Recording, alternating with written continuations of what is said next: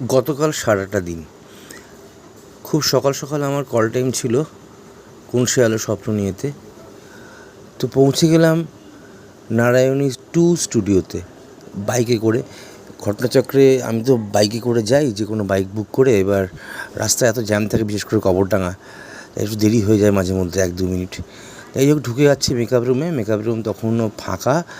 এবার আমাদের যে মেন যে মেকআপ আর্টিস্ট পিন্টুদা তখন তথাগতকে মেকআপ করাচ্ছিল। তো যাই হোক, আজকে আমাকে মেকআপ করালো তাপস পিন্টুদার অ্যাসিস্ট্যান্ট। সেও ভীষণ ভালো মেকআপ করে। তো তাপস আমাকে মেকআপ করাচ্ছিল। তখন রাস্তার কিছু বর্ণনা, গল্প, রাস্তায় কেমন জ্যাম, এইসব নিয়ে একটু আলোচনাও হয় আমাদের সকাল সকাল।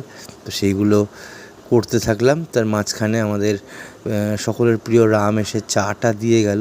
তো সেটার ভিডিওটা করে ওঠা হয়নি, কারণ একটু তাড়া ছিল, যেহেতু রাস্তার শর্ট ছিল প্রথমে আমার। তো যাই হোক, মেকআপ করলাম। মেকআপ করার পরে এইবারে আমরা দেখি পিন্টুদা তখন মেকআপ রুমে এসেছে। আমি জাস্ট জামা কাপড়টা চেঞ্জ করেছি। পিন্টুদা একজন খুব ভালো মেকআপ আর্টিস্ট, ভীষণ ভালো মানুষ। যাই হোক, রেডি হলাম। রেডি হয়ে আমার একটা খুব বাজে নেশা আছে, তো সেটা তো মেকআপ রুমে বসে করা যায় না। তো তাই জন্য বাইরে গিয়ে সেটা করলাম। করে একদম চলে গেলাম শর্টে। রাস্তায় শর্ট, আমাদের ক্যামেরার যারা অ্যাসিস্ট্যান্ট তারা পুরো শর্ট রেডি করে আমি মোটামুটি শর্ট দেওয়া শুরু করলাম। তারপর মাঝখানে দুপুরবেলা খাওয়া দাওয়ার পরে আমাদের বিকেলের দিকে চায়ের একটা আসর বসে মেকআপ রুমে। আর সপ্তর্ষিদা থাকা মানেই নিজের হাতে চা বানিয়ে দেওয়া এবং কত রকম ভালো ভালো খাবার সপ্তর্ষিদা সবাইকে খেতে দেয়। খুব মজাও লাগে।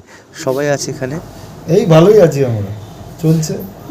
চা খান। কিরণের তত্ত্বাবধানে শুটিং শেষও হয়ে গেল ইনডোর করে। তারপরে যাই হোক, আপনারা দেখতে থাকুন রোজ সন্ধ্যে 8:30টায় সান বাংলায় কোন সে আলো স্বপ্ন নিয়ে। ভালো থাকবেন।